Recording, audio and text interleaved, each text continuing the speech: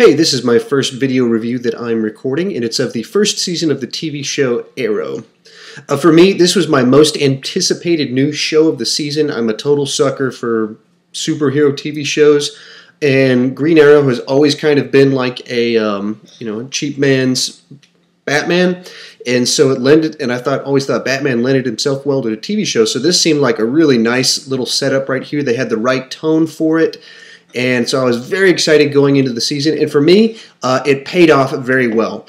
I was really surprised throughout the season how well they were able to keep the production values up, especially for a TV show that was on the CW.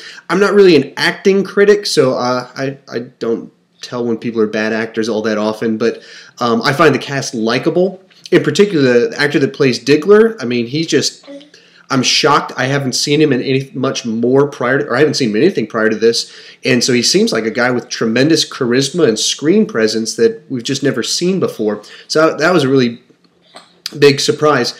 As for the show, I've been really surprised at how fast the plot has moved and how much they've kind of developed kind of his supporting group of people, how many people have found out his secret thus far, how many twists there have been. All those things have really surprised me, and I mean, I was pretty shocked they were able to keep that up all the way up to the finale. And even in the finale, they had a whole bunch of twists I absolutely did not see coming. And I thought they were all handled very well. And as I said before, the production values on this have been surprisingly high for a show that's on the CW, in which case it doesn't have the highest number of viewers or funds available, but the fight choreography hasn't ever really dropped all that much. I mean, it's not all great, but a lot of it has really outdone some Hollywood movies, actually. As for the not-so-great aspects of the show, at the beginning of the season, I didn't think that the island backstory started out all that strong. It wasn't very compelling. I always just wanted to go back to the present and find out what was going on. As the season progressed, though, I think they fixed a lot of that, and by the last several episodes, it's like, oh, no, I'm following both of those. I'm interested in both of these, and I think the switching out of some of the new characters they introduced on the island helped out a lot in that regard. Also, though, on the island, the kind of wimpy Oliver, I just don't buy it. He's clearly not a small guy.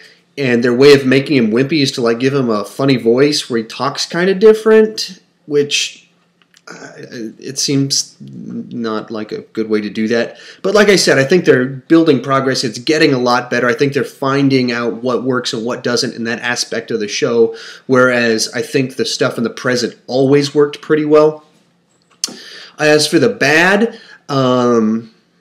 I don't think they've ever figured out what to do with Oliver's sister, and so she's just kind of there as the whiny, spoiled sister too much of the time, in which case it just seems like a wasted opportunity of a character that seems like they're starting to improve that, I think, later in the season with her having a boyfriend that seems to be a better, more interesting person than her. So, but overall, I don't think they've done much well with her. Also, they borrowed pretty heavily plot elements and tone from the movie Batman Begins, which is a great movie for them to borrow from, but even kind of the big scheme and plot of the film and TV show leading into the finale, the language used by the villain, very much reminiscent of Ra's al Ghul, both his scheme and the way he talked about the city. So as for me, overall, I thought they did a great job coming out of the gate. It was my most anticipated show of the new season. It lived up to it, and I'm very much anticipating, excited about Season 2 when it comes out. So hopefully it'll grow in viewers. I was surprised it didn't grow with more viewers as the season moved on. So hopefully over the summer more people will check it out, and it'll do really well in the second season. So thank you.